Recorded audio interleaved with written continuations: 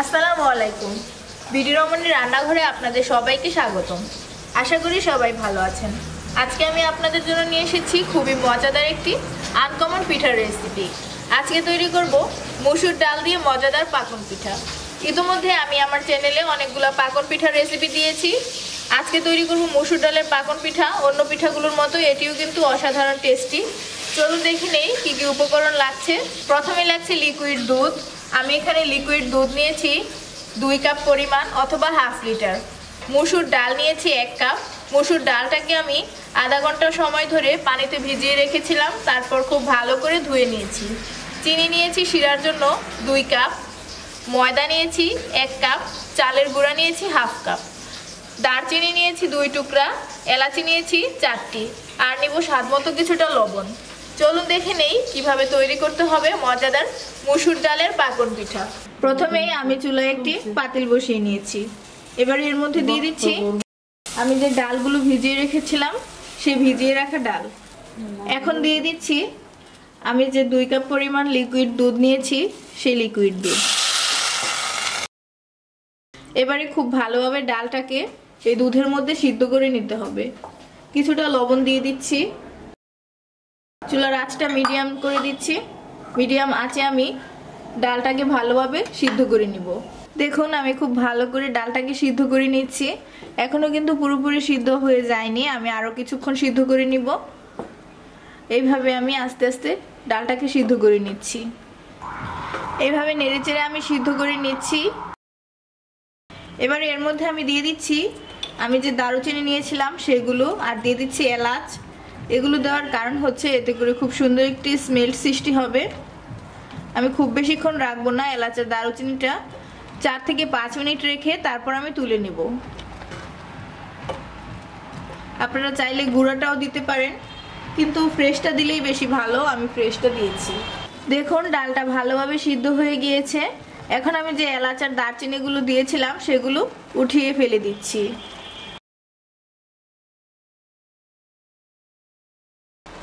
এতক্ষণে কিন্তু এলাচির যে স্মেলটা আছে সেটি ডালের সাথে মিক্স হয়ে গিয়েছে। সবগুলো আমি উঠিয়ে নিয়েছি। এবারে পরবর্তী স্টেপ, এখন ডালগুলোকে আমি ব্লেন্ডারে ব্লেন্ড করে নিচ্ছি। আমি ডালগুলোকে ব্লেন্ড করে নিয়েছি। দেখুন এরকম হয়েছে, একদম ঘন হয়ে গিয়েছে। এবার আমি আবারও চুলাটা জ্বালিয়ে দিচ্ছি, আর আমি এর সাথে দিয়ে দিচ্ছি সামান্য একটু পানি। আমি ব্লেন্ডারটা ধুয়ে সামান্য একটু পানি এর মধ্যে দিয়ে দিচ্ছি, যাতে করে কনসিস্টেন্সিটা আর একটু পাতলা হয়। দেখুন এরকম হয়েছে। এখন এখানে সব মিলিয়ে মোট 2 কাপ পরিমাণ রয়েছে। চুলার আঁচটা কিন্তু একেবারে কমিয়ে দেওয়া আছে। এবারে আমি একটু মিডিয়াম করে দিচ্ছি চুলার আঁচটা। আর যখন একটু ফুটতে শুরু করবে তখন এর মধ্যে আমি ময়দা আর চালের গুঁড়াটা অ্যাড করে দিব। দেখুন ডালটা ফুটতে শুরু করেছে। এখন আমি এর মধ্যে অ্যাড করে দিচ্ছি চালের গুঁড়া। চালের গুঁড়াটা দেওয়ার পর একটি নাড়নির সাহায্যে ভালোভাবে নেড়ে নিচ্ছি। এবারে অ্যাড করে দিব ময়দা। আমি যে ময়দাটা নিয়েছি সেখান থেকে অল্প অল্প করে অ্যাড করছি। একটি খামির তৈরি হওয়া পর্যন্ত আমি ময়দাটা অ্যাড করে দিব। যতটা ময়দা লাগে ততটা ইউজ করব। আমরা নর্মালি বাড়িতে যে রুটির খামির তৈরি করি তার জন্য ঠিক যেরকম কনসিস্টেন্সি থাকে সেরকম করে আমি ডোটা তৈরি করে নিব। আরও কিছুটা লাগবে, দিয়ে দিয়েছি। যদি প্রয়োজন হয় তাহলে কিন্তু আরও কিছুটা ময়দা অ্যাড করে দিতে হবে। আমার আর লাগবে না। আমি এখন চুলাটা অফ করে দিচ্ছি। এখন ভালোভাবে একটু নেড়ে চেড়ে তারপর আমি ঢাকনা দিয়ে ঢেকে রেখে দিব ঠিক 10 মিনিটের জন্য। ডোটা তৈরি হয়ে গিয়েছে। একটি ঢাকনা দিয়ে ঢেকে দিচ্ছি ঠিক 10 মিনিটের জন্য। ফিরে আসছি 10 মিনিট পর। দেখুন আমি চুলা থেকে নামিয়ে খামিরটাকে ভালোভাবে মাখিয়ে নিয়েছি, আর এই খামিরটা কিন্তু ঠিক এরকম হয়েছে দেখতে। এবার আমি পিঠা তৈরি করব। পিঠা তৈরির জন্য আমি এখানে নিয়েছি সাজ। দেখুন এই ধরনের সাজ নিয়েছি। এই সাজ আপনারা যে কোনো কুকারিজের দোকানে কিনতে পাবেন, তাছাড়া সুপার শপেও পাওয়া যায়। আমি এই সাজগুলোতে একটু করে তেল লাগিয়ে নিচ্ছি, এতে করে পিঠাটা উঠানো খুব সহজ হবে, সহজে পিঠাটা উঠে যাবে। দুই পাশেই খানিকটা করে তেল লাগিয়ে দিচ্ছি, তেলটা লাগিয়ে দিয়েছি।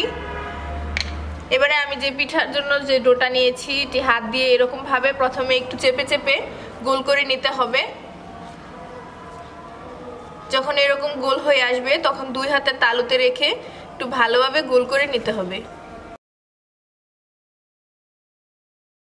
এভাবে দুই হাতের তালুতে রেখে ভালোভাবে ঘুরিয়ে ঘুরিয়ে গোল করে নিতে হবে, এরকম করে। তারপর আমি যে সাজ নিয়েছি একটি সাজের উপরে রেখে অপর একটি প্রান্ত দিয়ে এইভাবে চেপে দিতে হবে। দেখুন কি সুন্দর পিঠার ডিজাইন হয়ে গিয়েছে। অপর পাশটা দেখিয়ে দিচ্ছি, দেখুন কতটা সুন্দর হয়েছে। একদম সাজের যে ফুলের আকৃতিগুলো আছে ঠিক সেরকম ভাবে বসে গেছে। সেম পদ্ধতিতে আমি সবগুলো পাকন পিঠা তৈরি করে নিচ্ছি। পিঠাগুলোকে ভাজার জন্য আমি চুলায় একটি কড়াইয়ে তেল গরম করে নিয়েছি। দেখুন তেলটা বুদবুদ উঠছে, তার মানে তেলটা গরম হয়ে গিয়েছে। এবারে আমি একটি একটি পিঠা তেলের মধ্যে দিয়ে দিচ্ছি। চুলার আঁচটা আমি মিডিয়াম লোতে রেখেছি। মিডিয়াম লো আঁচে আমি পিঠাগুলোকে ভেজে নিব। খুব সাবধানে পিঠাগুলো দিতে হবে। পিঠা দিয়ে দিয়েছি।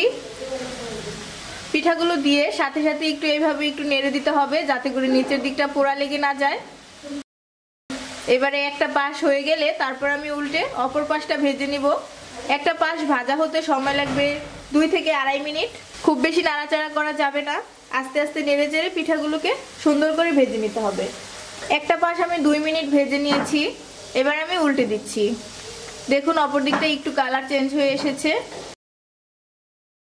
এবারে অপর পাশটাও ভেজে নিচ্ছি। তারপর উল্টে পাল্টে দুই পাশই ভেজে নিব যতক্ষণ পর্যন্ত না নিজের পছন্দ মতো কালার হচ্ছে ততক্ষণ। উল্টে দিয়েছি, এবার অপর পাশটাও ভেজে নিচ্ছি। দেখুন আমি সুন্দর করে ভেজে নিয়েছি। এরকম গোল্ডেন কালার করে আমি সবগুলো পিঠা ভেজে নিব। আমি এখন তুলে নিচ্ছি। দেখতেই পাচ্ছেন কতটা সুন্দর হয়েছে। সেই পদ্ধতিতে সবগুলো পিঠা আমি ভেজে নিচ্ছি।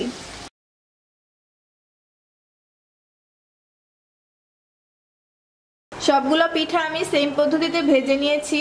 আর এবারে পিঠাগুলো শিরায় দিব। আর তার জন্য আমি চুলায় একটি পাতিলে পানি বসিয়ে নিয়েছি।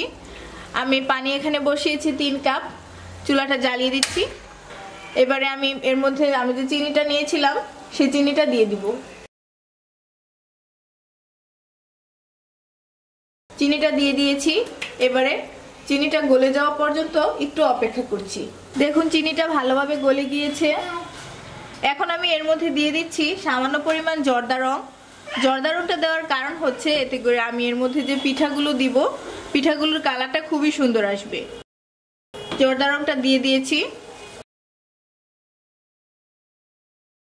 এখন কিন্তু আমার শিরাটা একদম রেডি। আপনারা চাইলে জর্দা রংটা স্কিপ করতে পারেন, কিন্তু যদি জর্দা রংটা দেন তাহলে কালারটা খুবই সুন্দর আসবে।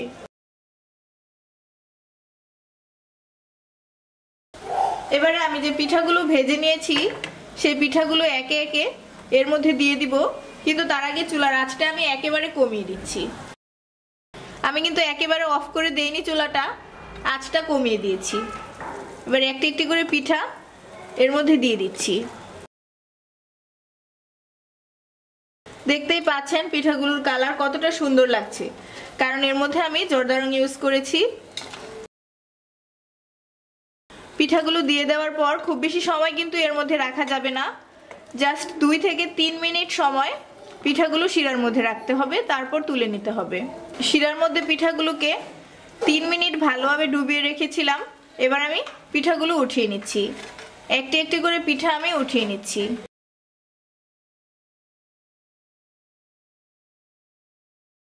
সেম পদ্ধতিতে সবগুলো পিঠা আমি উঠিয়ে নিচ্ছি আর এভাবেই বাকি পিঠাগুলোকেও শিরায় দিয়ে নিচ্ছি। দেখুন সেম পদ্ধতিতে সবগুলো পাকন পিঠাকে আমি শিরায় দিয়ে নিয়েছি। পাকন পিঠাগুলো দেখতে যেমন সুন্দর, খেতেও কিন্তু অসাধারণ টেস্টি। একবার নিজে তৈরি করে না খেলে বুঝতেই পারবেন না। আমি একটি পিঠা কেটে দেখিয়ে দিচ্ছি।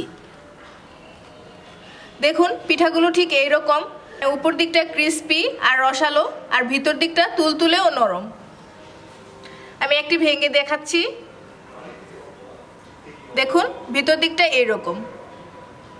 আমার রেসিপিটি ভালো লেগে থাকলে লাইক, কমেন্ট এন্ড শেয়ার করুন। আর এরকম মজাদার খাবারের আরো নতুন নতুন রেসিপি পেতে আমাদের চ্যানেলটি সাবস্ক্রাইব করুন। আজকের মতো এখানেই বিদায় নিচ্ছি। আগামী পর্বে দেখা হচ্ছে নতুন কোনো রেসিপি নিয়ে। সেই পর্যন্ত ভালো থাকুন, সুস্থ থাকুন। আল্লাহ হাফেজ।